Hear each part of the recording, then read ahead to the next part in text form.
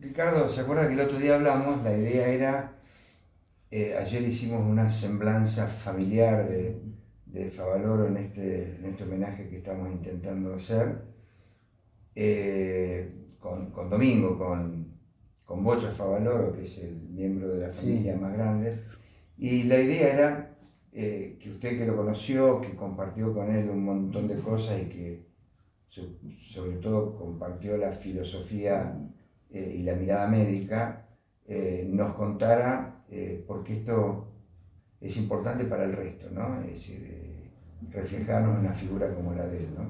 Si sí, sí, pudiera. sí, desde ya. Yo les agradezco en primer lugar que hayan pensado en mí porque realmente es trascendente y por la misma razón lo acepto esta charla porque se trata realmente de Favaloro, con quien en primer lugar tuve una interrelación a través de los pacientes, una interrelación profesional. Además compartí con él muchísimas mesas científicas en congresos, en jornadas, en cursos, y además tuve el honor de ser invitado a integrar el círculo académico, vamos a llamarlo así, de la Fundación Favaloro. Pero más allá de esa circunstancia de mi conocimiento, lo que realmente me lleva a aceptar y expresarme es que la figura de Favaloro fue ya en aquel momento paradigmático por lo que significó para la medicina argentina en ese momento, la medicina mundial y argentina en particular, y además que es una figura cuyas virtudes se han ido agigantando cada vez que pasa el tiempo y que uno va comparando con otras situaciones. Eh, Me parece muy bien este homenaje. El mes de julio es un mes especial por las fechas con relación a Favaloro, pero yo quiero hacer hincapié fundamentalmente en el día de su nacimiento, que fue el 12 de julio, allá por el 1923, y hacer hincapié porque ese día además ha sido declarado desde el 2002 el Día de la Medicina Social en la Argentina. Y la medicina social es algo trascendental, es la amalgama, ¿no?, entre la dignidad del hombre y la salud, que es la amalgama que corresponde mantener permanentemente.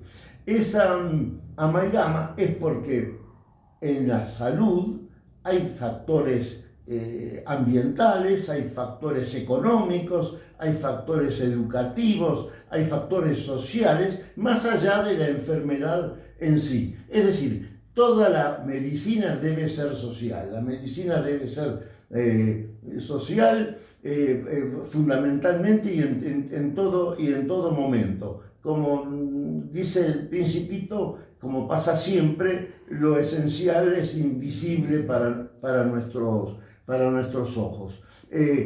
Yo reconozco que en el país ha habido figuras realmente trascendentales, vamos a poner, yo más lo he leído a Ramón Carrillo, ¿no?, y después Francisco Magno en los últimos años, han sido figuras trascendentales, pero Favaloro la luchó desde los dos aspectos. Estuvo en la lucha profesional, en la lucha con el paciente, y estuvo en la difusión de la medicina social. Por eso, en esta charla, para hacerlo brevísimo, yo quiero comentar tres facetas que son trascendentes en Favaloro: lo científico, lo humanístico y lo ético. En lo científico, bueno, desde ya, el hecho de haber desarrollado el bypass coronario lo consagró mundialmente, pero el hecho de no es haberlo solo pensado, sino que lo pensó y lo hizo. Es decir, no todo el mundo sabe y después sabe hacerlo. No, eso fue en primer lugar, pero además fue un defensor acérrimo de la medicina, digamos, racional. Es decir, de la sumatoria de la ciencia y en ese momento había surgido la medicina basada en la evidencia. Es decir, esa conjunción es pleno positivismo científico, fue lo que realmente permitió el desarrollo de la medicina y sobre todo de la cardiología. La cardiología en los últimos 50 años a partir de él tuvo un avance realmente gigantesco. Es decir, que lo reitero, él además había que verlo en las discusiones en los congresos, ¿no? Porque él era un fanático de la buena estadística, ¿no? Porque todos sabemos que la estadística puede dar lugar con un mal uso a correlaciones espurias totalmente. Él era un defensor de la estadística dura, exacta, ¿no? Y así era como él llevaba adelante sus ideas. Pero más allá, y dentro siempre de lo científico, de su calidad, como ya lo he expresado, estaba que él transmitía permanentemente, era un educador, un transmisor de esos conocimientos. Tuvo innumerables discípulos, participaba en todos los congresos donde lo invitaban y además creó una universidad en el país. Pasemos al humano, a lo humanístico. En lo humano, uno a veces le gusta definir qué entiende por humanismo, porque si no, parece que humanismo es un festival de derechos humanos. El humanismo uno entiende que es la actitud de uno frente al otro en cuanto a honradez, en cuanto a solidaridad y en cuanto, vamos a decir, a responsabilidad de mis actos con respecto a los demás. Dentro de ese humanismo, de esa concepción del humanismo, Favaloro era un humanista completo. En lo individual, frente al paciente, le daba su tiempo, le daba su presencia, ¿no? Y le daba la palabra justa.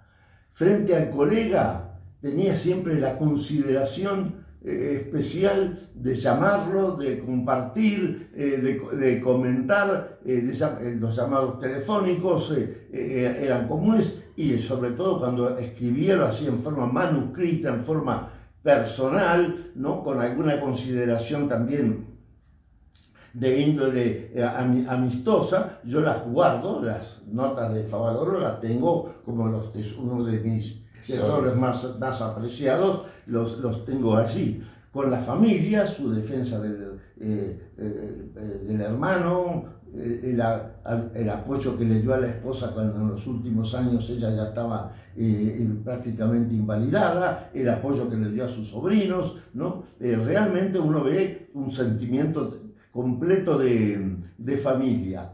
Con los amigos, yo ahí aconsejo a alguien, si no lo ha hecho, que quiera leer, creo que está en De la Pampa a Estados Unidos, en uno de sus libros, él, como una especie de consideración hacia sus amigos y colegas de la Cleveland Clinic en Estados Unidos, decide hacerles una especie de reconocimiento y para eso hace un asado, que es la expresión máxima de la amistad en nuestro país, ¿no?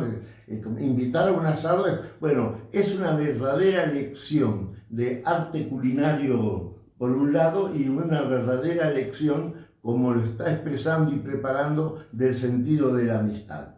Y después, siempre en lo individual, ¿no? En ese humanismo individual, está su reconocimiento permanente a sus maestros. Una cosa que él hacía en forma continua. En el humanismo, vamos a llamarle colectivo, y voy a tratar de ser más breve, está lo que él actuaba de forma emocional, digamos, y en ese sentido tenía una idea total de argentinidad, ¿no? De lo que era realmente la identidad nacional, la sensación de lo que es patria y de lo que es comunidad patriótica. Y lo expresó en los libros sobre San Martín, está muy claro esta idea que yo estoy manifestando, y lo expresó también, pese a que no compartía la idea política del gobierno de ese momento, concurriendo a Malvinas, ¿no? En una expresión en el año en 1882, ¿no? Como una expresión más de apoyo a la soberanía, nacional. Eso digamos, en lo sentimental de él, y después en lo razonado. Y bueno, si queremos, para resumir, tenemos las 10 reglas de oro para los jóvenes, donde hace una defensa de las instituciones, de la libertad, de la democracia, hace una defensa de los valores morales, y hace una defensa del trabajo y del sacrificio en el trabajo. En ese sentido, él lo reitera repetidamente, el valor de la inmigración, a través de sus abuelos sobre todo, de la inmigración en el desarrollo del país, ¿no? Porque es una cosa que tenemos que reconocer: el país se forjó entre 1880 y 1920 a través de la inmigración, ¿no? No hubo otro participante que no fuera realmente ese caudal de trabajadores que llegó al país. Así que esto es, digamos, en cuanto a lo humano. Y en cuanto a lo ético, también voy a definirte un poco lo que pienso de ético. Ético es actuar de acuerdo a los principios que se dicen, ¿no? Es actuar después. Nosotros conocemos muchísima gente que da principios maravillosos y después en los hechos las cosas son totalmente diferentes. Bueno, él lo hizo cuando fue a Jacinto Arauz con su acción comunitaria, porque no era que atendía pacientes, desarrolló en la comunidad una serie de actividades. Sí, el sistema de salud. Así es, lo hizo cuando ya Maduro, porque no se fue siendo un chico a Estados Unidos, se fue a Estados Unidos para perfeccionarse. Lo hizo cuando regresa de Estados Unidos con un porvenir profesional brillantísimo y económico brillantísimo, decide volver a la Argentina en un momento bastante crítico para actuar acá. Cuando está acá, funde y desarrolla la Fundación Favaloro con toda su actividad profesional maravillosa, y crea la universidad, participa de la CONADEP, ¿no? De la primera CONADEP, de la CONADEP de aquel momento, ¿no? Con ese espíritu del nunca más, pero no el nunca más de la venganza, del nunca más, porque la Argentina tenía que ser realmente otra. Y fundamentalmente, y así ya con esto ya termino en lo ético, ¿no? Fue un educador, pero fue un educador, un docente trascendente, porque no es solamente la creación de la universidad, los congresos, etc. Cuando venía acá, yo lo he visto 1000 veces, cuando venía cualquier club de barrio que lo invitaba a hablar, él iba a hablar, pero no de la enfermedad, de los síntomas, de los virus, no, iba a hablar de la realidad social, iba a hablar de aquellos factores de ahí lo de la medicina social, de aquellos factores que realmente son trascendentes en el desarrollo del hombre, ¿no? Y así que hablaba de esos factores, incluidos los políticos. Por eso, y así ya termino, él lo dijo alguna vez: prefiero que me recuerden como docente y no como cirujano. Bueno, eso es lo que yo podría decirte así brevemente sobre lo que pienso de Favaloro. Lo que usted decía de Jacinto Arauz, él hizo un sistema de salud pequeño, sí. Jacinto Arauz era chico, pero él tenía un micrito con el cual iba a buscar a los pacientes y los llevaba a su consultorio. Le había enseñado pautas de seguridad a las comadronas para los partos, a tal punto que en un momento la mortalidad infantil en Jacinto Arauz fue de 0. Y sí, la parte de transfusiones, claro. la institución también. Yo creo que todo lo que dice, a veces uno lo puede resumir en algo que es difícil zanjar, que es la brecha entre la retórica y la realidad, ¿no? Él era de los que decía y hacía. Por eso te digo, él era fundamentalmente ético, siempre buscando en la definición de ética actuar de acuerdo a los principios, ¿no? Un delincuente tiene principios de delincuente y actúa como tal. Claro. Bueno, es ético. En última instancia es ético. Claro. La verdad que yo creo que cerrar, no digo ni la pandemia ni el año, pero cerrar el mes con este homenaje a Favaloro es algo, y creo que lo hicimos también por eso, ¿no? Por darle un mensaje de esperanza, no solamente a la comunidad en general, sino también a todo el personal de salud que está día a día en la trinchera, pero que aparte del momento particular, debiera volver a mirar la figura de Favaloro, porque él lo decía también, médico no es un tipo que tiene un título, sino es alguien que, aparte de tener un título, es buena persona, piensa en el otro, es mucho más bueno. Eso también lo decía Maglio, ¿no?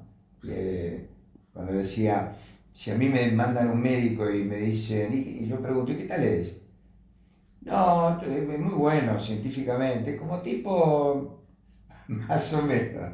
Entonces Maglio decía, bueno, entonces no voy. No, no, por eso la frase es, para ser un buen médico hay que ser una buena persona. Claro. Bueno, ya estamos. Listo.